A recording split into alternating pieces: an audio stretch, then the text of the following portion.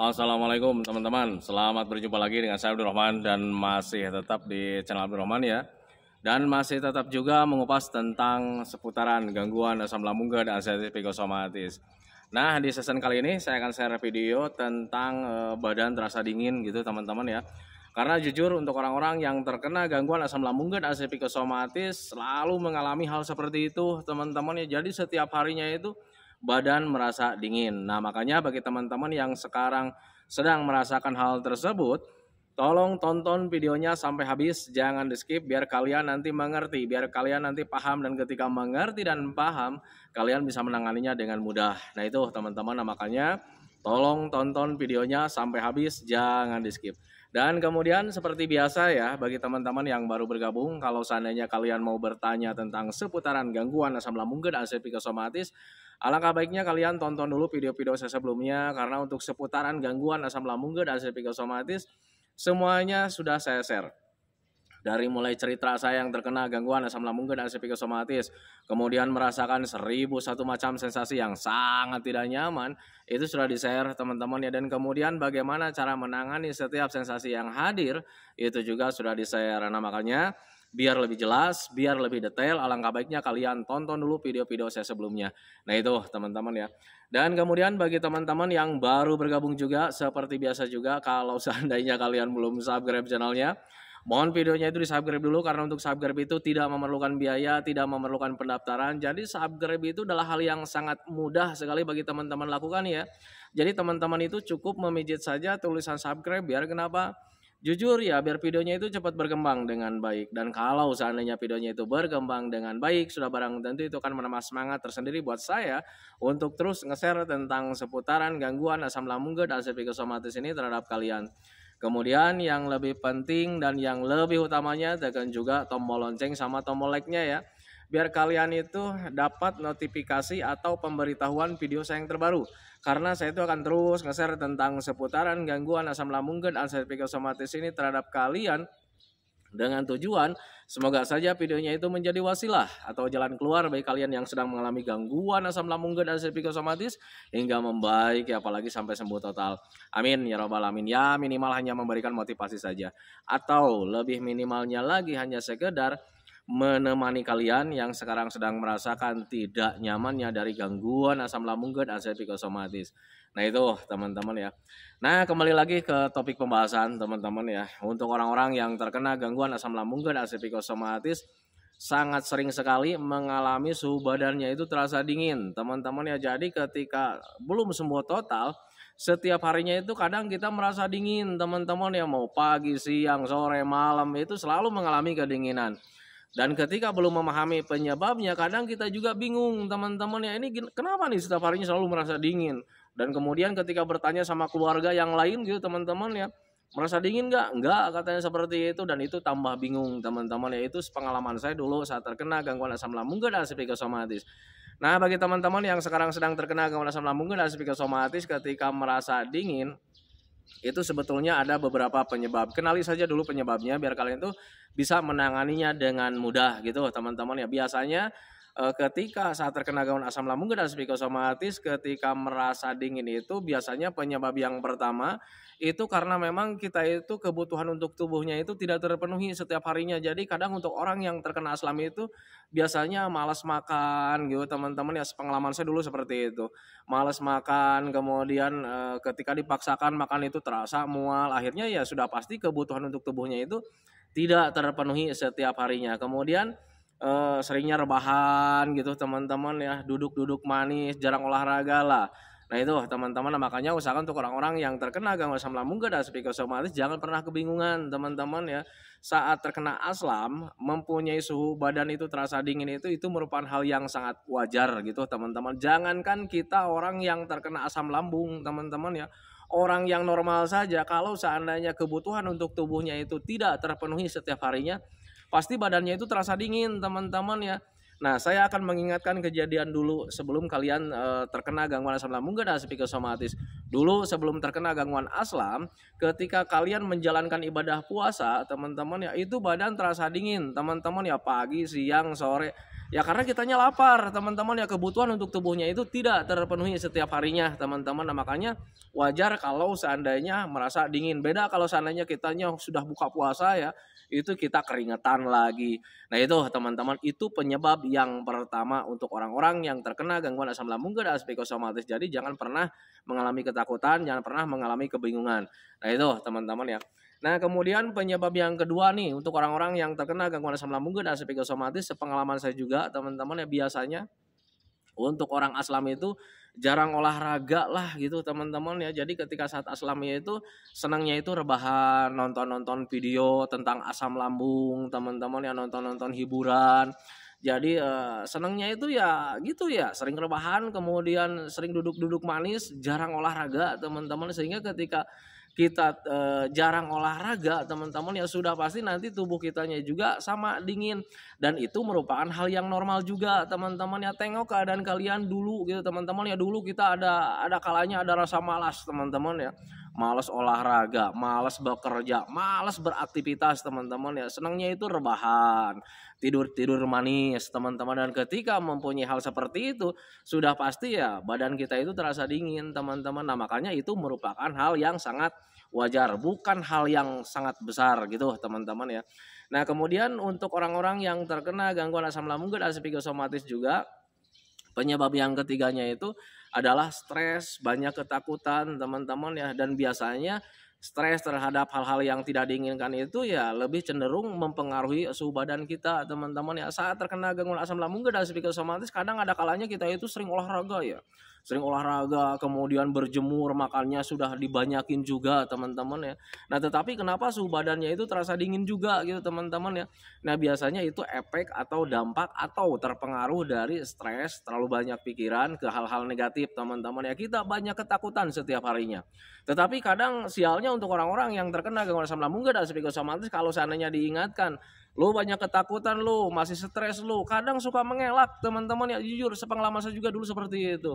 Saya nggak stres katanya seperti itu, saya nggak ketakutan, saya itu hanya bingung memikirkan ini penyakit, katanya seperti itu teman-teman ya. Nah padahal tanpa disadari ketika kita selalu berpikir tentang penyakit, berpikir tentang sensasi, kapan nih gue bakalan sembuh, kok gue begini-begini terus menerus gitu teman-teman ya. Tanpa disadari ketika kalian berpikir itu terus menerus setiap hari teman-teman ya, diulang-ulang, itu menyebabkan kalian stres teman-teman. Dan ketika stres sudah pasti suhu badan kita juga terpengaruh, dan kita itu suhu badannya itu menjadi dingin. Nah itu teman-teman ya. Nah kalau seandainya kalian minta contoh nih, contohnya gimana Pak kalau seandainya stres atau kecemasan itu bisa mempengaruhi suhu badan? Sebetulnya kalau seandainya kalian masih bisa berpikir dengan wajar saat ini teman-teman ya, tidak didorong dengan rasa takut dan kebingungan teman-teman, sebetulnya kalian itu kalian juga bisa bisa memahami, bisa mengerti tentang suhu badan kalau seandainya sedang ketakutan teman-teman ya. Suhu badan menjadi dingin kalau seandainya sedang ketakutan. Tengok orang yang normal teman-teman ya. Kalau seandainya orang yang normal ada ketakutan gitu teman-teman, dia terkejut, ada ketakutan gitu teman-teman ya. Itu nanti suhu badannya itu menjadi dingin lah, mukanya tambah pucat.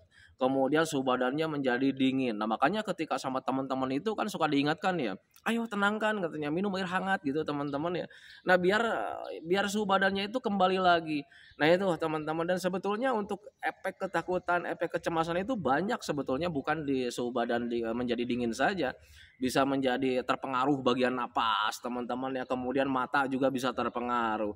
Kemudian pandangan, kemudian isi kepala, kemudian kepala itu terasa apa ya, terasa nggak jelas rasanya gitu teman-teman ya, bisa ke arah sana. Itu efek stres atau terlalu banyak pikiran atau banyak ketakutan. Nah itu teman-teman yang termasuk di suhu dingin. Jadi sebetulnya untuk efek atau dampak stres itu banyak sih sebetulnya, bukan di suhu dingin saja. Di perasaan itu lebih terpengaruh teman-teman ya, 99% efek stres atau terlalu banyak pikiran itu bisa mempengaruhi 99%-nya itu di perasaan teman-teman, di perasaan dan di pemikiran. Nah itu teman-teman, nah, makanya pahami saja ke sana.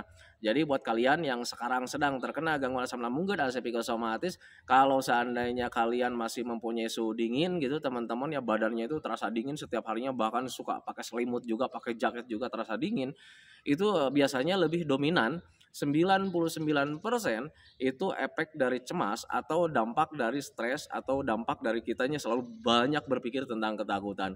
Nah itu teman-teman, kalau seandainya kalian cuman kekurangan asupan, dinginnya itu karena memang kekurangan asupan, sebetulnya gampang teman-teman ya, kalian cukup banyak makan saja. Kemudian ketika kalian suhu badannya itu terasa dinginnya itu karena kurang bergerak, karena memang sering rebahan, kalian cukup olahraga saja. Nah tetapi kadang untuk stres itu sulit teman-teman ya, sulit dialihkan. Jujur sepengalaman saya dulu seperti itu. Tetapi sulit itu bukannya tidak mungkin teman-teman ya, hanya butuh pembiasaan saja. Kalau seandainya kita suhu badannya itu terasa dinginnya itu karena memang stres, ya sudah hilangkan saja stresnya. Nah untuk menghilangkan stres itu tidak bisa teman-teman ya, hanya bisa dialihkan dengan cara seperti apa? Dengan hal-hal yang bahagia teman-teman ya. Kalau seandainya kita selalu teringat dengan yang namanya kematian, dengan yang namanya penderitaan, kapan nih gue bakalan sembuh-sembuh, kapan nih gue bakalan sehat lagi, gitu seperti itu teman-teman. Kalau setelahnya kita selalu berpikir seperti itu, pemikiran-pemikiran seperti itu hanya bisa dialihkan dengan cara seperti apa? Melakukan hobi-hobi yang menyenangkan. Nah itu teman-teman, jadi pikiran-pikiran negatif itu tidak bisa dibuang teman-teman ya, hanya bisa dialihkan dengan hal-hal yang menyenangkan teman-teman. Nah makanya saya selalu menyarankan sama teman-teman itu dari dulu nih sampai sekarang, usahakan untuk orang-orang yang terkena gangguan asam lambung dan psikosomatis, gimana caranya supaya hati dan pikiran kita itu tetap senang teman-teman ya. Karena kalau seandainya hati dan pikiran kita itu tetap tidak senang teman-teman ya, jujur kita itu merasa tidak sehat, kita itu merasa tidak sembuh teman-teman ya. Walaupun kita misalkan malamnya nyaman nih, misalkan malamnya nyaman nih, katakanlah sudah sembuh gitu teman-teman ya. Tetapi kalau seandainya stresnya masih ada, tiap bangun pagi aja kadang kita itu sensasi hadir gitu teman-teman ya, ada rasa tidak nyaman dan sebagainya. Nah itu teman-teman, nah makanya usahakan hindari pemikiran-pemikiran negatif teman-teman ya. Nah tetapi kalau misal kalian banyak ketakutan juga, takutnya ini Pak, ini benar-benar penyakit ini, gangguan ini bisa menyebabkan kematian, tanamkan dalam pikiran kalian bahwa kalian itu sebetulnya bakalan baik-baik saja, karena memang pada dasarnya kalian tuh bakalan baik-baik saja teman-teman. Kalau seandainya pikiran kalian terus ngeyel, perasaan kalian terus ngeyel, hati kalian terus ngeyel, kalau seandainya sensasi hadir, wah ini jangan-jangan bener nih gue mati nih. Tolong diingat-ingat teman-teman ya, sudah seberapa lama kalian mengalami gangguan ini teman-teman ya, sudah seberapa sering kalian mengalami sensasi yang tidak nyaman ini teman-teman ya. Apakah kalian sudah mati? Kan tidak teman-teman ya. Nah itu sebetulnya menjadi patokan buat kalian. Ternyata pemikiran-pemikiran negatif itu lebih dominan mempengaruhi keadaan kita teman-teman ya, dari perasaan, badan, semuanya menjadi serba tidak nyaman. Nah makanya pahami saja ke sana. Kalau seandainya kalian memahami ke sana, nanti kalian juga bisa punya jalan keluar dengan sendirinya. Oh iya ya, ini harus bahagia, gimana caranya? Nah itu teman-teman. Dan jujur, untuk melakukan hal-hal yang bahagia di awal-awal itu agak sulit teman-teman ya. Jadi ketika melakukan hal-hal yang bahagia nih, aktivitas yang menyenangkan, itu yang namanya aktivitas yang menyenangkan, nggak ada rasa senang-senangnya teman-teman ya. Hobi-hobi yang kita jalankan itu nggak ada apa ya, sedikit pun membuat kita bahagia teman-teman ya. Kenapa bisa seperti itu ya? Karena biasanya untuk orang-orang yang terkena gangguan asam itu, kita melakukan hal apapun itu pikirannya itu selalu main di pikiran-pikiran negatif teman-teman ya. Contoh dulu saya saat terkena gangguan asam teman-teman ya, itu yang namanya mancing itu hobi saya teman-teman. Dan ketika mancing dipaksakan teman-teman ya, tangan kita bergerak ya, pegang joran gitu teman-teman ya, mata bergerak ya, fokus di di pelampung gitu teman-teman, tetapi pikirannya jalannya kemana-mana. Nah itu teman-teman, jalannya itu biasanya itu ke hal-hal negatif teman-teman. Jadi nah itulah yang bisa mempengaruhi keadaan kita teman-teman. Jadi ketika kita melakukan hobi-hobi yang menyenangkan juga ya, karena pikiran kitanya itu nggak fokus terhadap hal-hal yang menyenangkan, nggak ada rasa senang-senangnya teman-teman ya. Nah tetapi kalau seandainya kalian mau membiasakan diri terus dilakukan hobi-hobi yang menyenangkan teman-teman ya, nanti juga pikiran dan perasaan itu mulai teralihkan sedikit-sedikit teman-teman. Nah, makanya saya selalu bilang sama teman-teman itu, untuk gangguan asam lambung dan psikosomatis itu butuh pelatihan. Nah makanya ketika kalian saat ini belum sembuh total dari gangguan asam lambung dan psikosomatis, ketika melakukan hobi-hobi yang menyenangkan kemudian tidak ada rasa senang, usahakan kalian tuh harus membiasakan diri teman-teman ya, sebagai bentuk pelatihan teman-teman ya. Jujur saat terkena gangguan asam lambung dan psikosomatis, kita itu semuanya kembali dari nol. Dari mulai perasaan, pikiran, badan, semuanya kembali dari nol teman-teman ya. Nah makanya untuk orang aslam itu jangan pernah kalah dengan keadaan teman-teman. Apapun yang terjadi kita harus melakukan pembiasaan. Pembiasaan melakukan hobi-hobi yang menyenangkan, pembiasaan melakukan aktivitas yang menyenangkan biar kita itu terbiasa, dan ketika terbiasa di situ ada pelatihan dan mulai kita itu terlatih terhadap hal-hal yang menyenangkan. Jadi ketika kita mulai bahagia dengan apa yang kita lakukan teman-teman ya, itu pikiran-pikiran negatif itu nggak ada teman-teman ya, tergantikan dengan sebuah rencana-rencana ke depannya. Nanti nih besok gue akan lakukan hal yang lainnya lagi. Selalu saja seperti itu. Dan ketika mempunyai hal seperti itu merupakan hal yang sangat besar untuk orang-orang yang terkena gangguan asam lambung dan psikosomatis. Karena disitulah proses pemulihan dari gangguan asam lambung dan psikosomatis dimulai. Nah itu teman-teman, dan ketika kalian sudah mulai menyenangi, lakukan terus aktivitasnya teman-teman ya. Nanti kalian suatu saat bakal mempunyai perasaan nggak betah di rumah teman-teman. Jadi senangnya itu di luar. Jadi ketika di rumah itu mumet teman-teman ya. Itu sepengalaman saya dulu saat terkena gangguan asam lambung dan psikosomatis. Ketika di rumah itu, kok kenapa nih di rumah itu sekarang nggak kerasan ya. Jadi senangnya itu keluar, jalan-jalan, hiking, mancing teman-teman ya. Dan ketika kalian mempunyai hal seperti itu kalian sembuh total teman-teman. Dan saya juga dulu seperti itu. Bahkan dulu itu saya tidak ingat dengan yang namanya saya sedang sakit. Saya tidak ingat dengan yang namanya saya sedang menderita teman-teman ya. Saya teringatnya malah justru diingatkan sama keluarga. Karena memang sudah keluyuran kemana-mana. Sudah mulai menikmati perjalanan kemanapun teman-teman ya. Itu keluarga baru mengingatkan. Sekarang nih udah kayak dulu lagi nih katanya nih, sering jalan-jalan kemana-mana jadi sering ngider lagi seperti itu teman-teman. Emang sudah sembuh lu? Nah itu teman-teman, baru di situ saya teringat, oh iya ya, sekarang kan saya tuh lagi sakit. Nah itu teman-teman ya, jadi sembuh dari gangguan asam lambung dan psikosomatis 99% itu sembuhnya itu karena kita lupa dengan yang namanya penyakit, lupa dengan yang namanya sensasi, lupa dengan yang namanya penderitaan teman-teman. Nah makanya saya selalu bilang sama teman-teman itu, apapun yang terjadi teman-teman usahakan harus mengupayakan gimana caranya supaya hati dan pikiran kita itu tetap senang.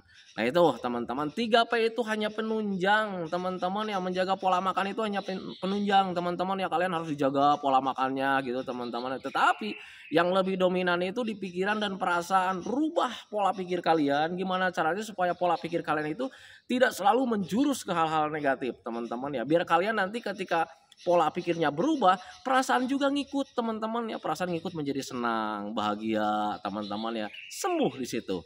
Nah itu teman-teman, nah, makanya pahami saja ke sana. Jadi untuk orang-orang yang terkena gangguan asam lambung dan psikosomatis, usahakan pola pikir harus sering dibenahi setiap harinya teman-teman ya, karena pola pikir kita itu bisa mempengaruhi keadaan kita, termasuk yang sekarang dirasakan yaitu suhu badan terasa dingin gitu teman-teman ya. Karena jujur pengalaman saya juga dulu seperti itu teman-teman ya. Jadi kalau dari asupan itu bisa diakali sih sebetulnya teman-teman ya. Kalau misalkan kita suhu dinginnya itu teringat-ingat, oh iya karena memang saya kurang makan kan seperti itu teman-teman ya, kita bisa akali teman-teman ya. Kita dipersering makan saja itu beres, suhu dingin itu menghilang dengan sendirinya. Kemudian kalau seandainya suhu dinginnya itu karena memang kurang olahraga, ya sebaiknya sering olahraga, sering berjemur teman-teman ya. Nanti badan terasa dingin itu nggak ada teman-teman. Tetapi kalau seandainya badannya itu dinginnya itu karena memang efek stres atau dampak dari stres, terlalu banyak pikiran teman-teman, itu yang agak sulit teman-teman ya. Karena ketika efek dari stres atau terlalu banyak pikiran itu, untuk menangani stres terlalu banyak pikiran itu agak sulit teman-teman ya, butuh pembiasaan dan butuh pelatihan. Nah pembiasaannya itu dan pelatihannya itu yang seperti apa? Selalu mengupayakan gimana caranya supaya hati dan pikiran kita itu tetap senang. Nah bagaimana cara mengupayakan gimana caranya supaya hati dan pikiran kita itu tetap senang? Selalu membiasakan diri melakukan aktivitas-aktivitas atau hobi-hobi yang menyenangkan. Apapun yang terjadi setiap harinya selalu harus bersenang-senang teman-teman ya. Jujur gangguan ini sebetulnya buat gangguan orang kaya teman-teman ya, tetapi kadang ya nempelnya di saya itu pikiran itu banyak teman-teman. Di sisi lain kita itu butuh bersenang-senang ya, tetapi di sisi lain beban-beban pikiran itu banyak. Selain daripada beban pikiran tentang gangguan yang sekarang dirasakan, gangguan ekonomi juga kadang suka mengganggu teman-teman. Apalagi saya itu kepala rumah tangga dulu. Nah itu teman-teman, nah, makanya untuk orang-orang yang terkena asam itu harus pintar-pintar mengakali lah sebetulnya gimana caranya walaupun dalam keadaan seperti ini saya tetap bisa melakukan aktivitas yang menyenangkan. Dan untuk melakukan hal aktivitas yang menyenangkan itu sebetulnya sederhana teman-teman ya. Apa yang kita sukai, apa yang membuat kita bahagia, lakukan saja teman-teman ya. Nah itu, dan ketika kita lakukan terus menerus teman-teman ya, itu nanti kesembuhan kalian itu bakalan menghampiri. Tandanya dengan cara seperti apa? Ketika kalian lupa dengan yang namanya penyakit, lupa dengan yang namanya sensasi, lupa kalau kalian itu sekarang sedang sakit, itu kalian pasti sudah sembuh total dari gangguan asam lambung dan psikosomatis. Ditambah lagi kalian merasa hidup ini sangat nikmat sekali ya teman-teman. Jadi ketika kalian menghadapi apa yang dilakukan, itu kalian menjadi nikmat lagi, dari mulai perjalanan, pemandangan, penglihatan, semuanya menjadi nikmat teman-teman ya. Nah itulah yang namanya sembuh total teman-teman. Nah, makanya usahakan untuk orang-orang yang terkena gangguan asam lambung dan psikosomatis, hindari stres, lakukan aktivitas yang menyenangkan, penuhi kebutuhan untuk tubuhnya biar kalian itu cepat membaik dari gangguan asam lambung dan psikosomatis. Lakukan itu dengan konsisten, jangan pernah menyerah teman-teman ya. Jangan pernah kalian itu dipermainkan oleh pola pikir, kemarin juga nih jalan-jalan sensasi hadir, akhirnya ketika hari ini misalkan mau jalan-jalan kalian teringat lagi dengan ya kejadian yang kemarin aja jalan-jalan sensasi hadir, akhirnya kalian tidak melakukan olahraga lagi. Jangan seperti itu teman-teman ya. Ingat kembali lagi, untuk orang-orang yang terkena gangguan asam lambung dan psikosomatis semuanya butuh pembiasaan. Nah makanya ketika saat ini walaupun kemarin sensasi sudah hadir karena memang jalan-jalan gitu teman-teman, hari ini jalan-jalan lagi nggak apa-apa teman-teman ya. Selama kalian sudah makan sudah minum beres, that's it, tidak akan terjadi apa-apa. Tapi Pak, sensasi ini hadir tidak membuat kalian mati teman-teman ya. Ingat, orang-orang yang terkena gangguan asam lambung dan psikosomatis itu gak ada pilihan. Diam kita sensasi hadir, bergerak sensasi hadir. Tapi menurut saya pribadi alangkah baiknya kalian sering bergerak. Dengan sering bergerak di situ ada pelatihan dan pembiasaan. Nah, ketika kalian banyak melakukan pergerakan di situ, kalian banyak pelatihan, pasti kalian itu bakalan lebih cepat membaik dari gangguan asam lambung dan psikosomatis ketika kalian sering berdiam diri di rumah. Nah itu teman-teman, karena ketika sering berdiam diri di rumah itu kadang lebih cenderung terlalu merasa-rasa gitu teman-teman, dan akhirnya sensasi sekecil apapun karena memang kitanya terlalu merasa-rasa akhirnya terasa besar. Nah itu teman-teman, makanya usahakan untuk orang-orang yang terkena gangguan asam lambung dan psikosomatis harus banyak bergerak dan bergerak. Nah itu teman-teman, makanya pahami saja ke sana. Nah itu teman-teman ya videonya, semoga saja videonya itu menjadi wawasan buat kalian, semoga saja videonya itu menjadi pencerahan buat kalian. Ya minimal hanya sekedar menemani kalian lah yang sekarang sedang merasakan tidak nyamannya dari gangguan asam lambung dan psikosomatis. Kemudian seperti biasa sebelum saya akhiri videonya, saya selalu mendoakan sama teman-teman itu, semoga saja teman-teman itu cepat sehat lagi, cepat sembuh lagi, cepat kembali lagi keadaan kalian yang dulu, baik semangatnya, moodnya, tertawanya, pokoknya kehidupan kalian yang berwarna itu semoga saya cepat kembali lagi, karena memang saya yakin 100% bahwa keadaan kalian yang dulu itu sangat dirindukan sekali. Nah itu teman-teman, kemudian doakan saya juga teman-teman ya, agar saya itu tetap sehat, tetap kuat, tetap ceria, agar masih bisa tetap menemani kalian. Nah itu teman-teman ya, saya hentikan videonya teman-teman ya. Assalamualaikum warahmatullahi wabarakatuh.